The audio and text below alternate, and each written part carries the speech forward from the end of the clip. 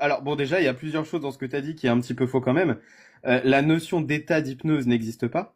Et la notion d'inconscient également n'existe pas. C'est quelque chose qui est lié à la psychanalyse et qui n'a absolument pas été validé. C'est-à-dire que quand on parle de partie inconsciente, limite, on pourrait croire qu'il y a une partie du cerveau qui s'appelle inconscient, sauf que l'inconscience n'existe pas. On parle de mécanisme automatique, mais l'inconscient n'existe pas et tout est imagerie, tout est mental. C'est-à-dire que tu disais à un moment donné, quand on ressent l'amour, on le voit pas. Ben si, bien sûr que si, on le voit, on le ressent. Mais le ressenti, c'est bien chimique et c'est bien mental. C'est pas de, ça sort pas de quelque part d'autre. Donc la notion d'inconscient n'existe pas et la notion d'état d'hypnose non plus. Moi, je dirais que la notion, elle existe, mais la réalité derrière n'existe pas. Oui, oui, oui. Donc, Nicolas, tu es en train de dire que tu es hypnothérapeute, mais que ça n'existe pas. Oui, Mais oui, oui, oui. c'est parce que je pense que tu te fais une fausse idée de ce que c'est que l'hypnose. Tu t'en fais une Ah non, j'en ai représentation. déjà fait. Oui, Alors, bah, moi, j'ai fait une séance d'hypnothérapie ésotérique régressive. Ah, tout ça. Ouais. et en quoi ça consiste? À remonter dans tes vies antérieures pour régler certains traumas de tes vies antérieures que tu as charriés dans cette vie-là. Comment on sait qu'on a des vies antérieures? Et Ben, parce que qui nous ferait nous, croire qu'on en a d'ailleurs? alors moi, tu vois, si t'as allé un peu farfouiller sur mon TikTok, tu peux voir que je crée des livrets de lecture d'âme, d'accord? Puisque moi, je travaille sur l'âme et non pas sur un corps humain. Un corps, c'est une coquille. Moi, je travaille sur la noix qui est à l'intérieur de la coquille. Moi, je Ok? sais toujours pas ce que c'est que là, mais tu me l'as toujours pas expliqué, mais admettons. J'ai essayé de te l'expliquer du mieux que je pouvais, mais t'as pas voulu comprendre mes explications. Mais c'est parce qu'elles sont incompréhensibles, c'est pas moi. C'est que ça n'a pas de entendre sans oreille, voir sans voir. Mais bon, on va pas revenir là-dessus. Donc tu pratiques Oui, une on va lecture pas. d'âme. Admettons. Ok. Et je peux te garantir que dans toutes les lectures d'âme que je fais, je n'ai pas une personne, pas une, qui m'a dit c'est faux. Pas une. Tous m'ont dit waouh, comment tu sais? Et en quoi, quel est le principe des vies antérieures? C'est-à-dire que une même personne, quand tu dis qu'elle a plusieurs vies, c'est-à-dire que avant de naître, cet individu était un autre individu. C'est ça. En fait, dans toutes tes vies, tu vas retrouver toujours les mêmes personnes, mais à des postures différentes. Non, c'est pas ma Et question. tu peux être une fille, un garçon, il n'y a pas de problème. Mais dans toutes tes vies, tu seras un être humain ou un animal. C'est pas ma question. Moi, je suis sur le principe même de vie antérieure. Avoir une vie antérieure ou des vies antérieures, ça veut dire que actuellement, je suis un individu, je suis une personne, j'ai un corps, c'est moi. Ok, j'ai ma vie. Je suis né à telle date, à tel endroit. J'ai ma vie et je mourrai à telle date, à tel endroit, etc. Ça, c'est ma vie à moi. Ok, ma vie perso. Avant d'avoir cette vie-là, donc avant de naître, avant d'être moi, ça veut donc dire, ça voudrait dire que j'avais une autre vie. Donc j'étais, moi, quelqu'un d'autre que moi. C'est ça? Oui, oui. Mais si je suis quelqu'un d'autre, je suis pas moi-même. En fait, tu Comment c'est n'étais ma pas. vie à moi? Comment ça peut être une autre vie à moi? Parce que si c'est pas moi. Alors là, aujourd'hui, tu as ce corps-là. D'accord? Oui. Peut-être que dans ta vie d'avant, tu étais une femme. Hmm. Peut-être que dans la vie d'avant, tu étais encore une femme. Et peut-être que dans d'autres vies, tu étais encore un homme dans des situations différentes. Mais Et en fait, moi. c'est Hmm. ton âme. C'est pas, je parle pas de ton corps physique. D'accord? Je ne D'accord. parle que de ton âme. Quand ton corps, lui, meurt, ton âme sort de ton corps. OK? Comment elle fait pour sortir? Ça, c'est un truc que j'ai jamais Elle est compris. expulsée. Elle est expulsée puisqu'il n'y a plus de vie dans ton corps. Donc, ça veut dire que c'est quelque chose de physique puisqu'elle se déplace. Elle est dans mon corps, elle Pour est moi, quelque part, et elle va ailleurs. Donc elle se déplace dans l'espace et dans le temps. C'est physique, tout ça. à fait. Ça, oui, elle se Mais, déplace dans l'espace et dans le temps. Mais pour moi, c'est mais, pas physique. Alors, est-ce que c'est parce que je n'ai pas cette rationalité scientifique? il n'y a pas Moi, tu sais, besoin de j'ai pas fait de hautes rationalité. études. Oui, mais il n'y a pas besoin de rationalité scientifique pour comprendre que quelque chose qui se déplace, il va d'un endroit à un autre. Donc forcément, c'est dans l'espace. Donc forcément, ça prend du temps. Il y a une vitesse de déplacement. Et pour se déplacer dans l'espace, il faut bien être quelque part et donc occuper un espace physique dans l'espace pour être quelque part et ensuite être ailleurs. Comment quelque chose de non Oui, physique peut être dans l'espace? Ça n'a pas de sens. C'est-à-dire pour une âme, il n'y a pas de temps, il n'y a pas de limite d'espace, il n'y a rien de tout ça. Alors comment elle fait pour se déplacer s'il n'y a pas de temps et pas d'espace? Elle peut pas se déplacer. C'est ce Tu que je comprends? t'ai dit tout à l'heure. Pour moi, c'est cette fameuse énergie dont tu as du mal à percevoir le truc. Pour moi, ça reste de l'électricité, quoi qu'on en dise. Mais Maintenant, l'électricité, c'est physique.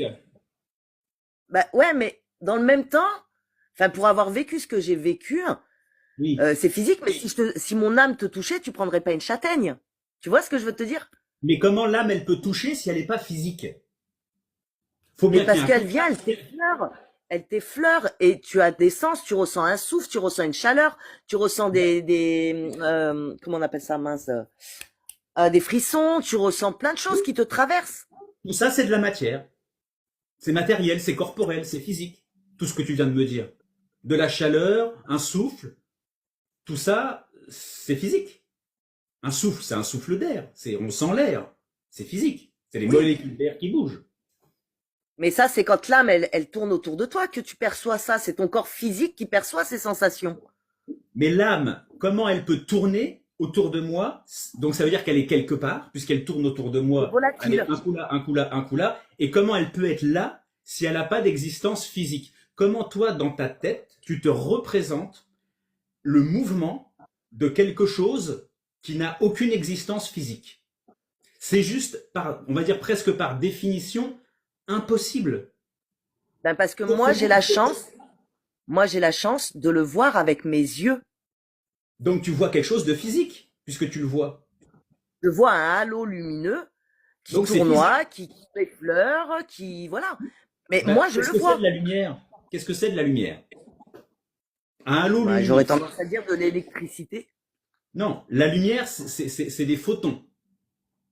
C'est un rayonnement lumineux, c'est un rayonnement électromagnétique, ce sont des photons. Il y a différentes longueurs d'onde, tu sais, c'est ce qui fait les couleurs. Un arc-en-ciel, etc. La lumière, c'est un rayonnement électromagnétique. C'est des photons.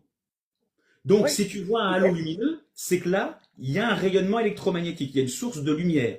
Et la lumière, c'est physique. La preuve, on la voit, la lumière. Enfin, Ah oui, oui, non, mais après, moi, c'est pour ça que je t'ai dit, quand on en a parlé tous les deux en privé, moi, je t'ai dit, je viens te donner ce que moi je vois, ce que moi je ressens. Je suis pas là pour quoi que ce soit d'autre. Après, j'aime bien le débat parce que justement, du moment où c'est fait dans la politesse, il n'y a pas de souci. Maintenant, je peux pas t'expliquer quelque chose d'inexplicable, en fait. Tu vois ce que je veux dire? oui, mais selon toi, si tu ne peux pas l'expliquer, quelle raison tu as d'y croire alors? Si tu peux pas l'expliquer, si tu n'arrives pas à en rendre compte, comment ça se fait que tu y crois? Mais parce que les personnes à qui je l'explique sont pas des personnes sceptiques, sont des personnes ouvertes et qui veulent vraiment percevoir les choses. Quand je fais un soin à quelqu'un, si on peut dire, faire Ma un soin. question, pourquoi toi tu y crois? Pourquoi selon Parce que toi j'ai vécu des choses, parce que Comment? j'ai vécu des choses que le commun des mortels n'a pas vécues. Par exemple. Ben, entre autres, mes morts imminentes, où j'ai vu mon grand-père qui me disait retourne en bas, c'est pas le moment. Et que quand j'étais en salle de réveil, après je suis remontée en chambre à l'hôpital, j'ai raconté à ma maman ce que j'ai vu au bloc. J'ai dit, je suis folle, maman, il faut que tu me fasses interner. Et elle m'a dit, non, tu as bien entendu tout ce qui s'est passé, puisque ma mère était Et dans une pourquoi pièce est-ce que la vitrée. seule explication et pourquoi est-ce que la seule explication, ce serait qu'il existe une âme? Est-ce qu'il n'y aurait pas une autre explication? Ben, en tout cas, après toutes les recherches que j'ai faites depuis toutes ces années, je te garantis que j'en ai pas trouvé d'autres. Mais t'as fait quoi comme recherche? C'est ce que j'avais mis. Oui.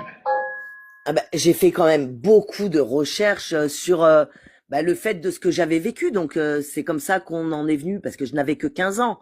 À l'époque, on n'avait pas Internet comme on a aujourd'hui, hein, parce que j'ai pas 20 ans non plus. Hein, Moi non plus. voilà.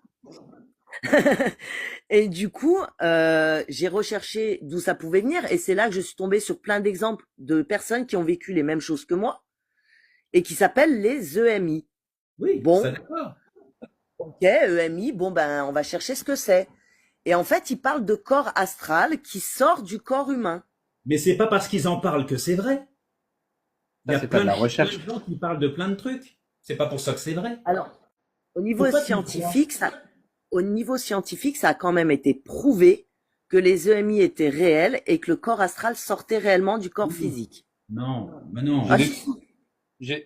Alors, Phila, si tu veux, tu as Gluon qui est physicien quantique, mais qui est un réel physicien qui a demandé à monter. Je pense qu'il va pouvoir dire si c'est vrai ou pas. Alors, Gluon, il faudrait que je le vois pendant. Ah oui, ça y est, je l'ai vu, Gluon. Hop. Gluon qui est Allez, incroyable. Gluon, viens ça me nous fait penser à tâcher les Téléchat. rotules. Dans les années 80, il y avait Téléchat. Il y avait le Gluon du trou. Je me souviens de Ah ça. oui. Bon, bref, c'est un truc de boomer, ça.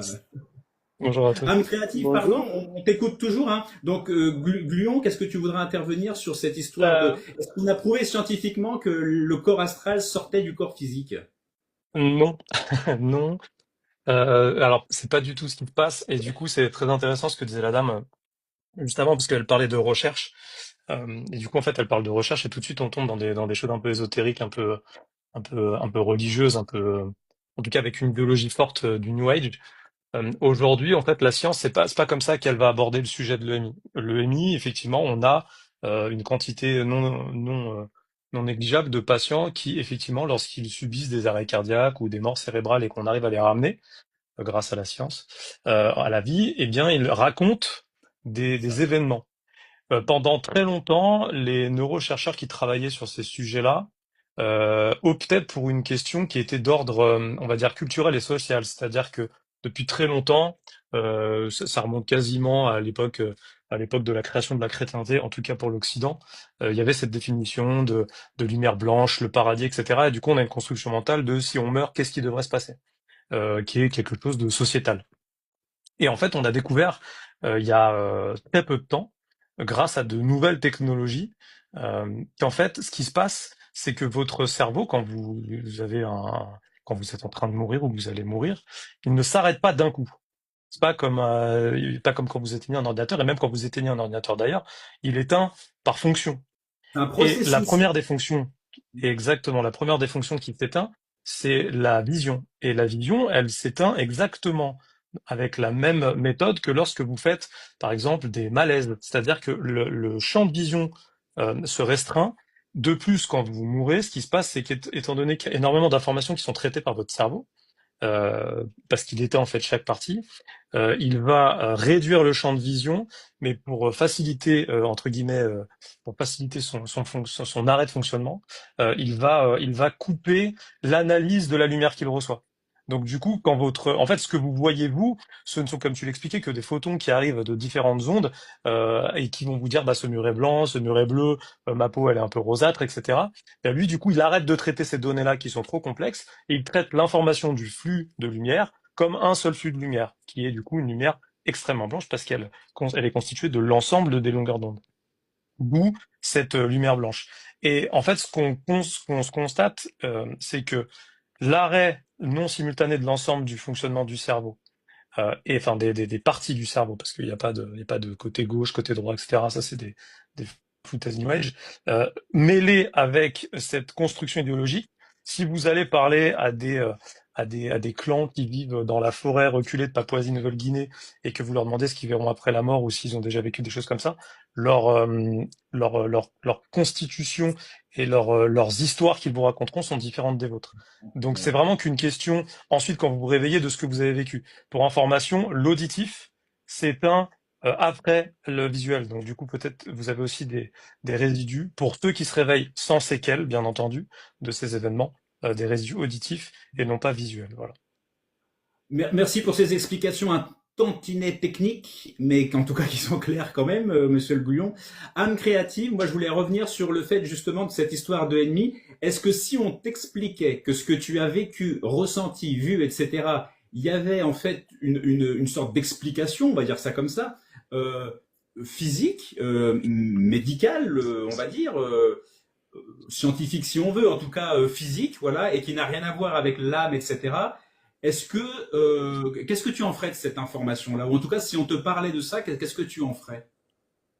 Ben, j'écouterai attentivement la personne comme je viens de le faire avec Gluon Ouais. et je dirais, bah écoute, je suis contente pour toi de ton savoir, mais moi personnellement, ce n'est pas le mien.